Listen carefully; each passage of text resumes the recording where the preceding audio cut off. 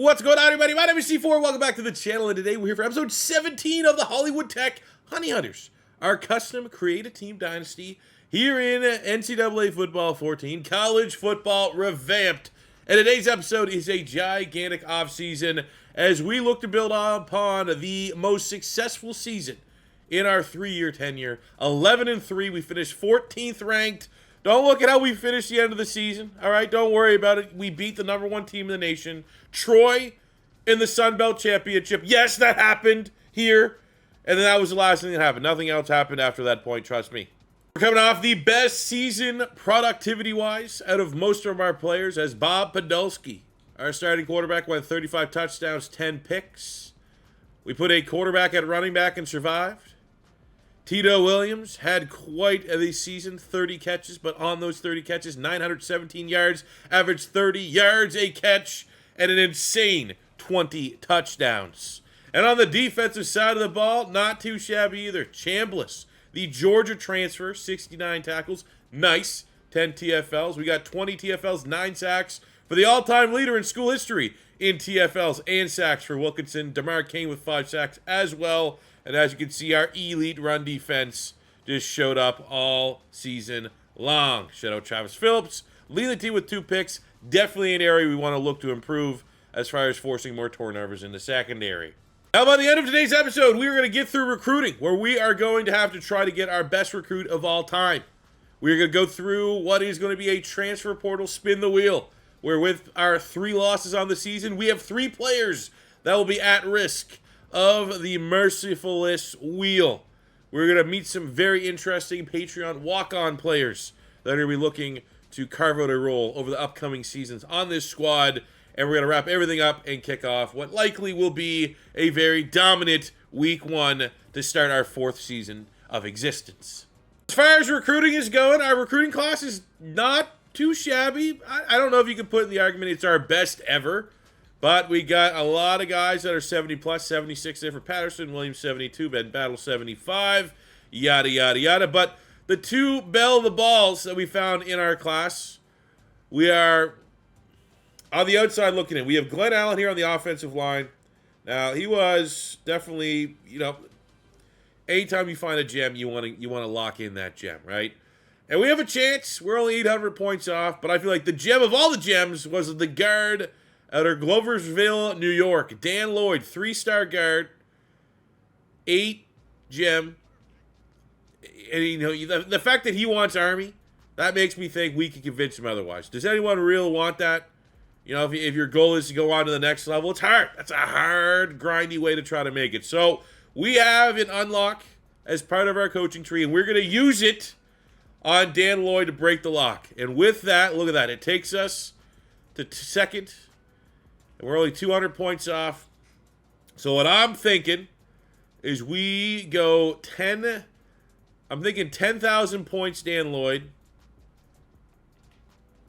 And then we'll do 5,000 on Glenn Allen. And if we could find a way to make this all work, it's going to be gigantic for our recruiting class. There we go. 10 for Dan Lloyd, 5 for Glenn Allen. I'm going to be really sad if we don't get both. I'm going to really, really sad if we don't get at least 1. Let's go! We get both. We cash it. I'm going to think, I cannot remember the last time I've actually would have used that unlock. I don't know if I've ever done it. I know it's always existed. I know that it's always been a kind of a break glass in case of emergency. I literally don't think I've ever done that in NCAA Football 14. Used that. But luckily, first time's the charm. We get a 79 guard and a 75 tackle, 2 of our highest recruits of all time. I think actually the 79 out the gate is our highest. So shout out Dan Lloyd, making history. But it's still very much a work in progress as all the classes have kind of settled in. We're 84th in the country. Now, we do have severe recruiting limitations, which all these other schools do not have to deal with. But as we continue to grow and develop, I think we're going to be able to slowly start to shift some of those, just shift up, right? We got 2 1-star, 5 2-star, 11 3. Maybe we start getting 2 to 3 4-star, right? Keep that at 11 3. Get those 1s and 2s out of the way. Unless they're JUCO transfers. Sometimes 1 and 2 JUCOs, more particularly those 2 JUCOs, 2 stars, absolute freaks of nature.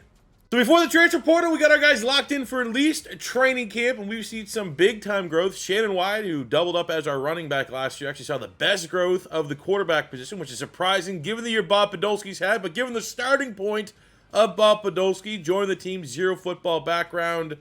He was a shot putter. To now be an 81 overall in his senior season is very respectable. And just honestly, just disrespectful. You see +5 for Alexander, guys that aren't even really stiff in the field.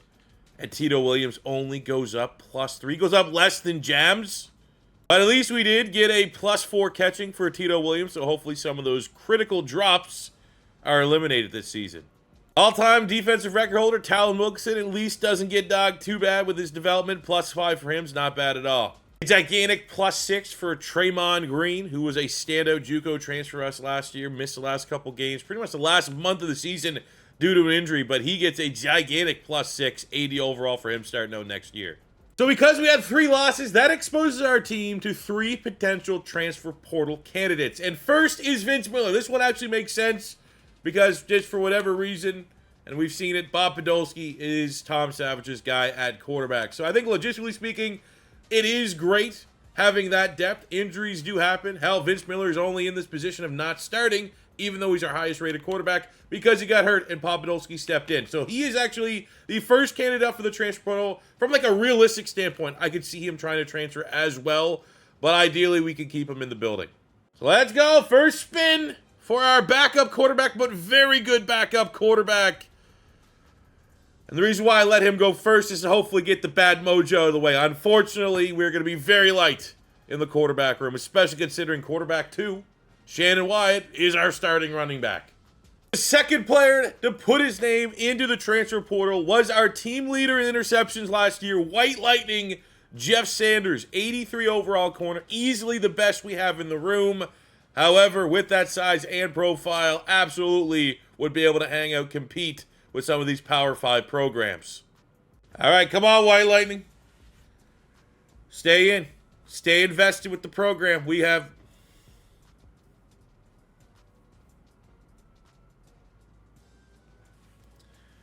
I think you all know who's going to be our third wheel spin. And now this isn't because he wants to leave. This is because you have all these Power 5 programs. Penn State, Alabama, Ohio State, Oregon, sniffing around. Ole Miss, who got an absolute bag when it comes to the transfer portal. They all want Tito Williams on his squad. He entered the portal last year and returned. I don't feel good about this. We're not on a hot streak right now. And now, for his senior season, the most important player in Honey Hunters history.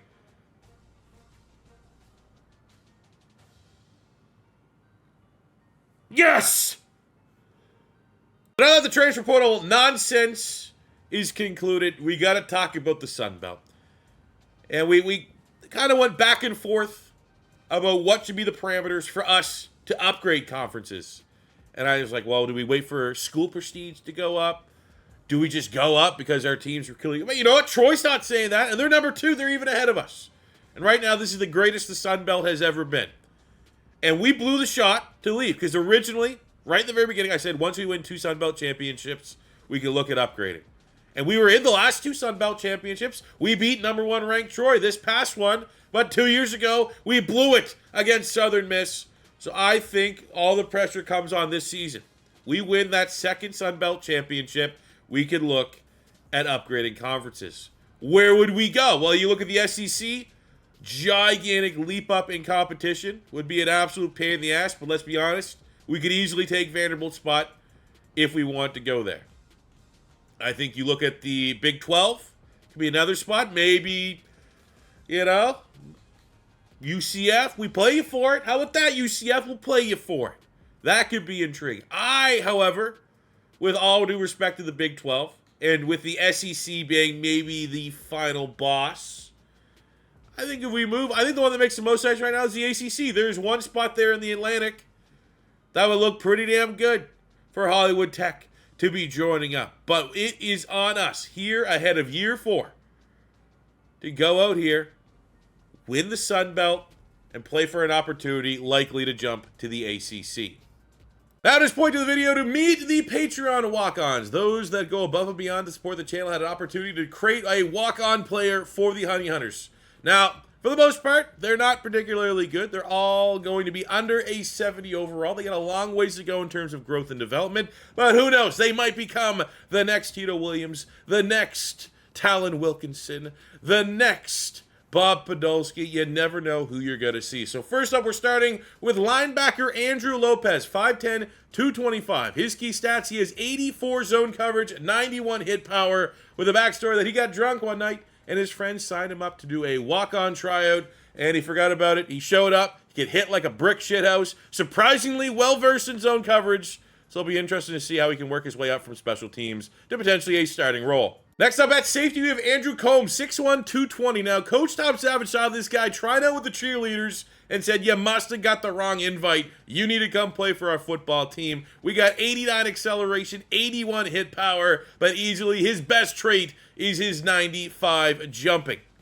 The next walk-on is the only one that breaks our 70 threshold rule. I'd like to think they played 3D chess on this one, but it solves a massive issue that the Honey Hunters have had. We have been terrified to attempt field goals longer than extra points, but we get Evan Osland, the 6'1", 210 kicker out of Pittsburgh, Pennsylvania. A soccer player background, very similar to our last cooker, Saka. Get 84 rating, 90 kick power, 80 accuracy. I'm excited to just not have to go for it every single time. We can play a little smarter once we get in the other team's territory now. Next up at pass rusher, we have Skylar McQuiston. Might as well call this guy Rudy at 6'2", 215. Very undersized for the role. Athletically, not the most gifted, but the product out of Detroit, Michigan.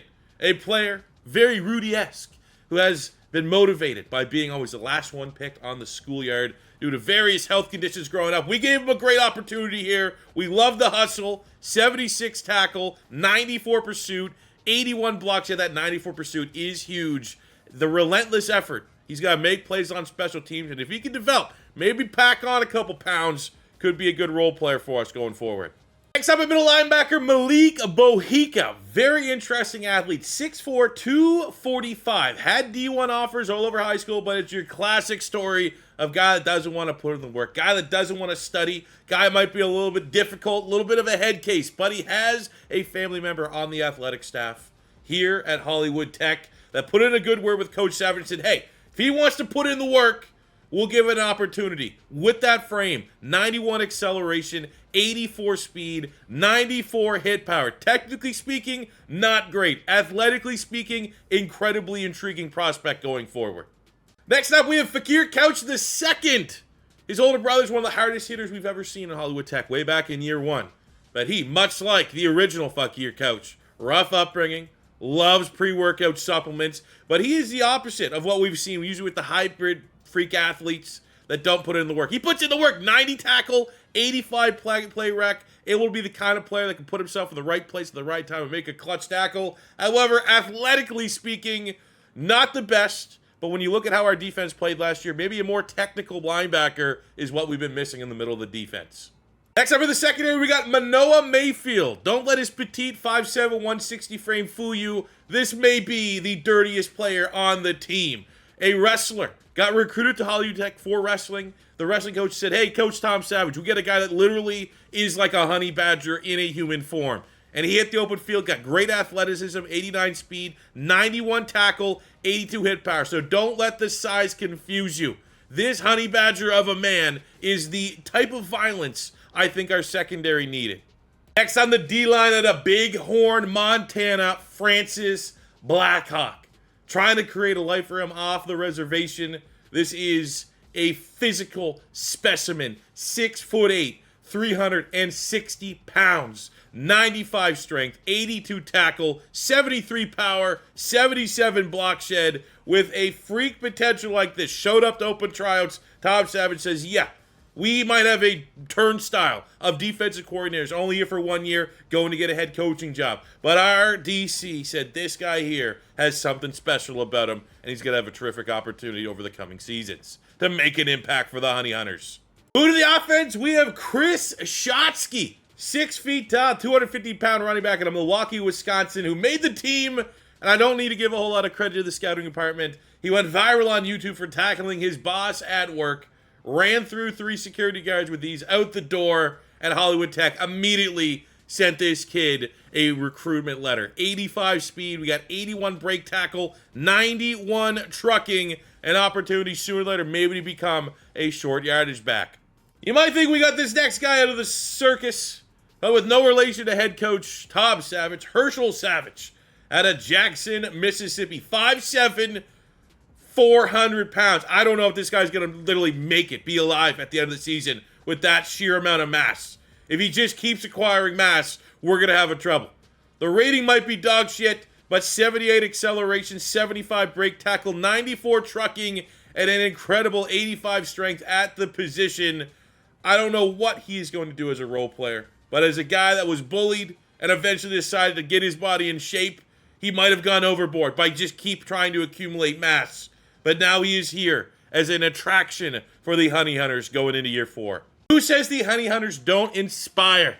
Kane Osborne, the 6'8", 271 tight end out of Brooklyn, New York, had a rough upbringing in high school, ended up getting kicked off of the football team for some extracurriculars, which we don't need to bring up. But after he attended the Arnell Carriers New Orleans Bowl between Rutgers and Hollywood Tech, watching what Jaquiz Shack, very similar built player, was able to inspire him back to get into football shape, came to the walk-on tryout, and the coach loved the height, weight, speed that he brought at 6'8", 271 with 90 speed, 87 acceleration, kind of highlighting. Catching's not the best. We could coach him up, but that is a big-time athlete to get on the offensive side of the ball. Defensive end, we got Paul Walker, 6'6", 320, originally born and raised in the United Kingdom, moved to Miami to play some high school football, was a two-way player on offense and defense, but a knee injury ended his junior season. Didn't know if he'd ever play again. Came back better than ever his senior campaign. And really deciding on the defensive side, we want to get stronger. I don't know if you've noticed that from some of our recruits. Paul Walker bringing in an impressive 93 strength. Not too fast, too furious with that 81 acceleration. But for his size, ain't bad at all. 86 hit power as well. I think he's a guy that could become a part of our rotation sooner than later. Got a linebacker up next, Steve Strong, 6'4", 250 out of New York. Parts unknown out of New York. Very suspicious background. No, he was a strong man for a time, trying some bodybuilding. But eventually, kind of, not gonna lie, clouded past. Not really sure. May or may not be mob affiliated. But at 6'4", 250, can run, can hit with that 82 tackle, has 90 strength with that powerlifting background. A very interesting character, kind of guy that if he can line someone up on special teams, I can see him lead blocking and decleating guys, blocking for Tito Williams here sooner than later. On the back end, we got Matt Adela Sola, 6'4", 215. So a little bit of a size queen Tom Savage was this recruiting process, trying to go for bigger athletes, stronger athletes. We have a lacrosse and football player in high school, a legacy player. His great-grandfather played for the New York Giants, which is gross, but we still respect it. We still appreciate it. He comes in with great frame, 92 speed, 83 acceleration. We got 79 tackle, 85 strength. This guy's a dog. This guy's a big-time player that sneakily, I keep an eye at him as a pass rusher coming off the edge. Maybe a hybrid type role going forward. We got a lot of safeties. We got a lot of linebackers, a lot of guys as these walk-ons that are going to be looking to earn a role on special teams. None more so. We got Gus Bus, a see-ball, get-ball kind of guy in high school, played both sides, safety and running back. All he does is want to throw his body around. And what we got with that unique frame, 6'3", 220, uniqueness on a lot of these frames, 92 speed. We got 79 tackles, 76 hit power, 84 strength, and he is unique 70-plus catching, which I think is going to eventually, if he can develop into a starter, make him a little bit of a ball hawk. What did I say about unique body types? We got Colt Deasy at linebacker, 5'7", 240. A transfer from Ferris State University. He was too reckless. Coach said hurt too many people in practice. We heard that. We peaked up a little bit. We said that's what we're looking for. We need more of that. He comes in. We got 87 speed, 90 acceleration, 76 tackle, 71 block shed. Hopefully things don't get too dirty in practice. Please don't hurt my quarterback. Please don't hurt Tito Williams.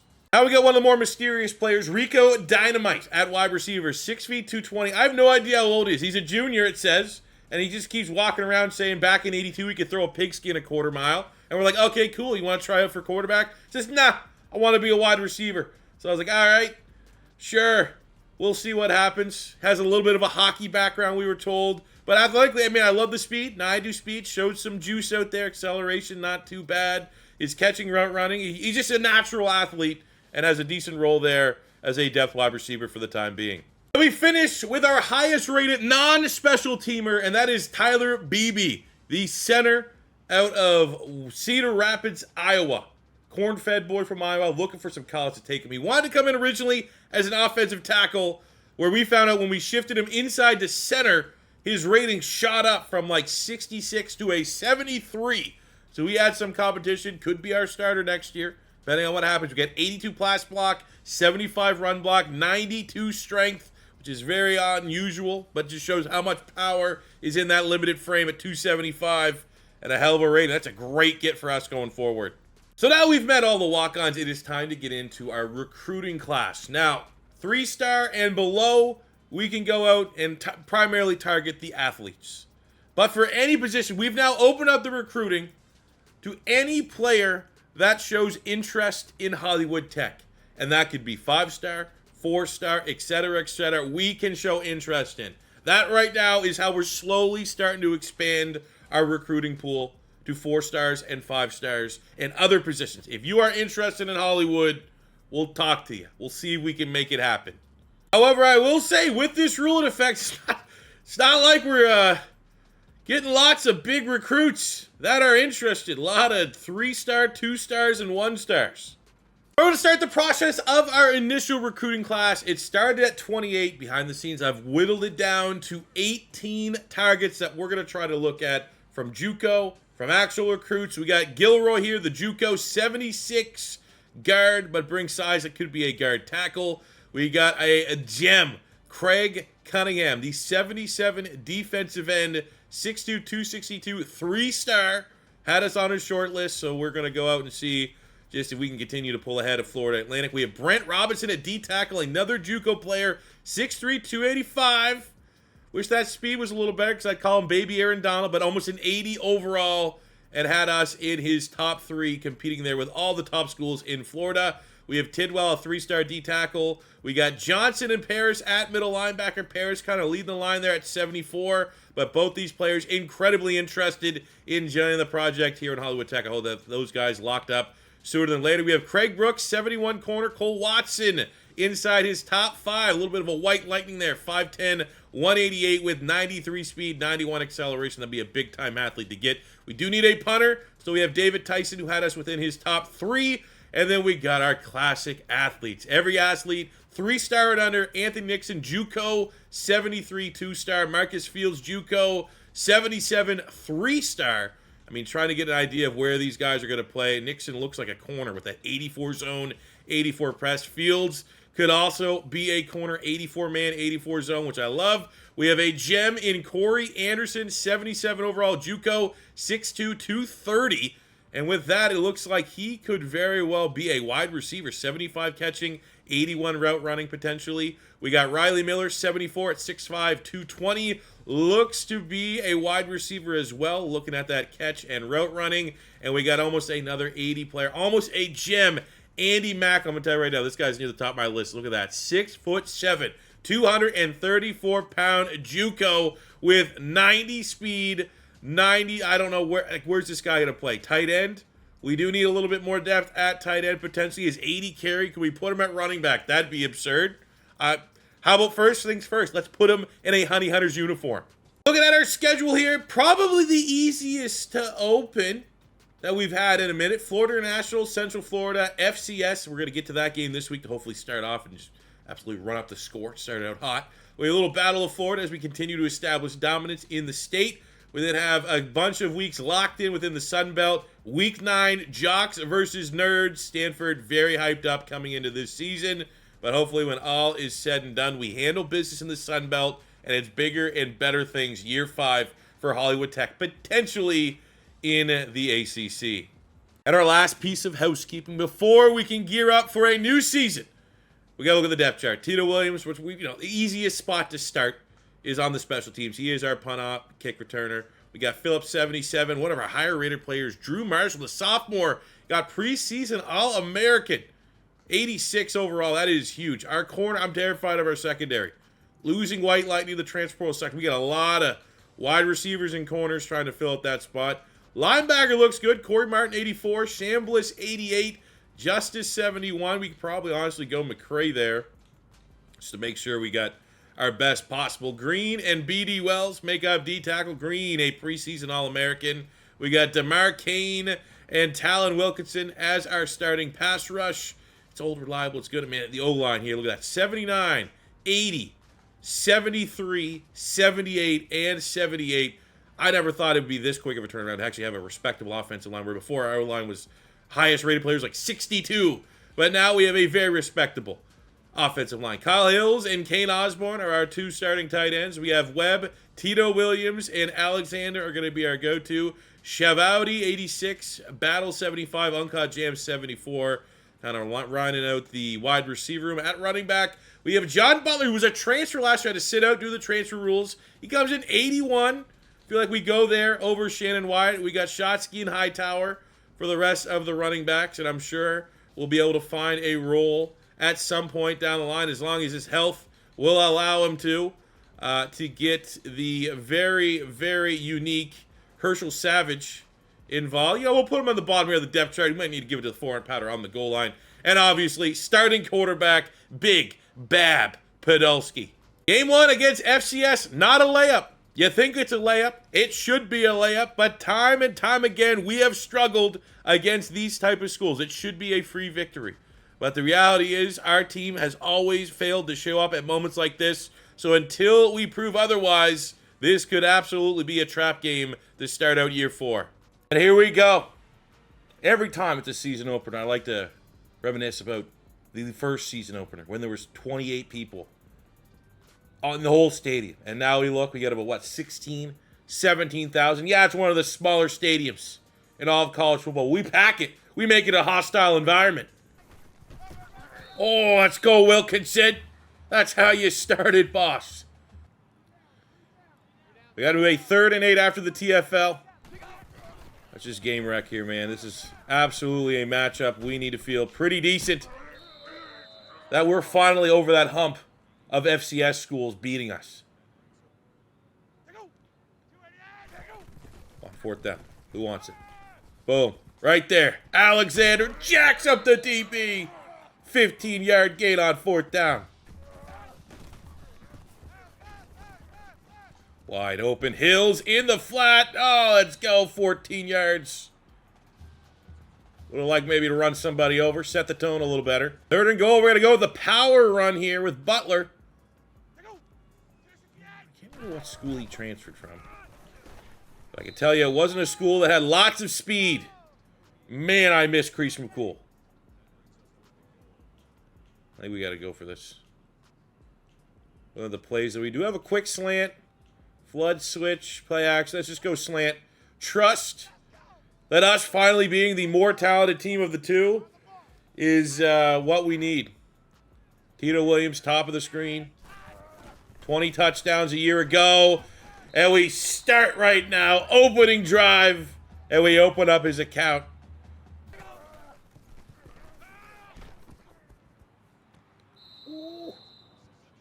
He caught that? I was like, did I get a towing for a pick? And our secondary, which is a glaring weakness, that can't happen. And North Dakota State's quarterback, 5 of 5 to start this game, which could just be foreshadowing what it's going to look like when we go up against some of the tougher schools. But luckily, pressure got there. And we're going to hold him to a field goal attempt. 3rd and 8. We're going to bring the linebackers. Come on. Oh, that's a... That was today's college. That's a flag. That's unnecessary roughness. What a smash. And they are going to go for it. They've seen us go for it 3 times on 4th down. They're going to try to say this is all on Chambliss. Come on. Former Georgia transfer. Georgia knows a thing or two about scheduling these week-level games. Snap it. Why are you not snapping this? They're trying to just draw us offside. They're going to snap it. There's no. Oh, luckily. Not an athlete at quarterback. We got very lucky right there. All right, this is what we do. 40 seconds.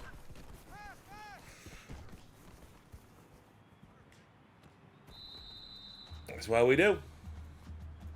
Diving, Superman catch, Tito Williams. Screw trying to play complete football.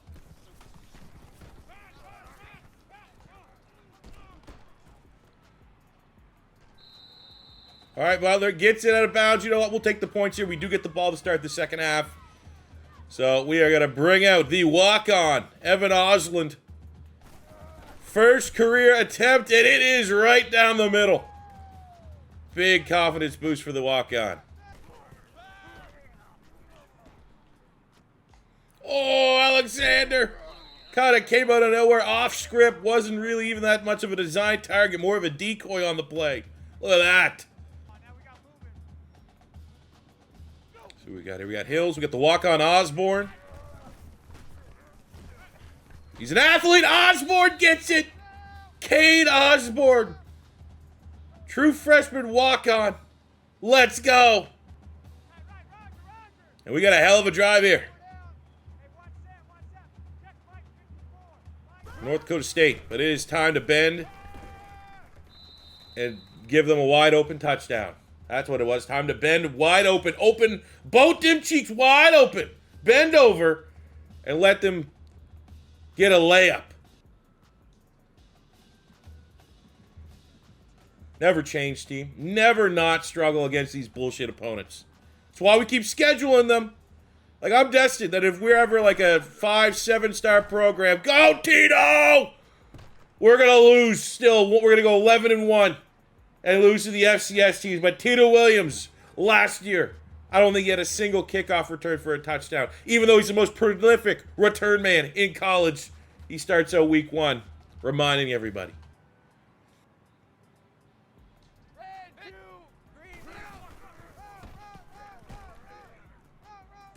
Absolutely.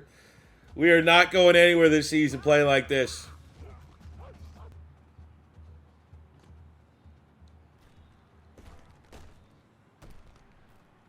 Luckily, you know, he's putting the team on his back. Call him Greg Jennings.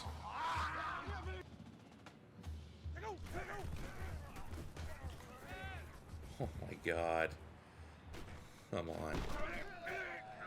Oh no. Someone track him down. Let's go, Keith.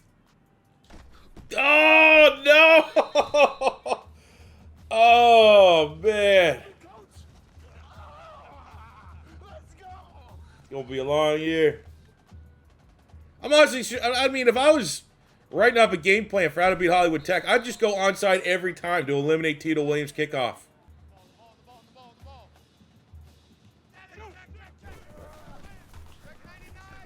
Go Hills, up the middle, beautiful. That's what we needed. 3 touchdowns, 1 pick for Bob Podolsky. Really hate that he threw a pick. Really wasn't the most efficient day for him, especially for how he finished last year. He's like one of the hottest quarterbacks in all of college football. Don't love the running back. Tell you that right now. I almost think like whichever of the fastest athletes we're recruiting this year, I'm probably just going to make him running back. Tito Williams, 77 yards and a touchdown. Hills with a touchdown. Cade Osborne with a touchdown. You love seeing that for the walk-on. Chambliss with the TFL. Defense was garbage. Absolutely garbage. 2 TFLs for Wilkinson, continuing to add to his stats all time, but you know, don't be proud of that performance. Shout out Tito Williams. If it wasn't for him, we probably lose. So with that win, we're about ready to wrap this one up. We did get an upgrade here for Coach Tom Savage, which should bring us very close. 20 ranks. Very close to getting the saving factor, which has really been our target all franchise dynasty long.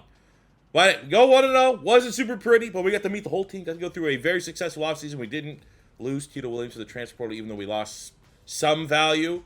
But That's what it is. That's what happens when you add in these elements that make it that much more difficult. But that'll do for me today, guys. Thank you very much for watching. As always, your first time stopping by, don't be afraid to hit that subscribe button. Smash the like button if you enjoyed. Until next time, with your boy C4 saying peace. I love you. Have a good one.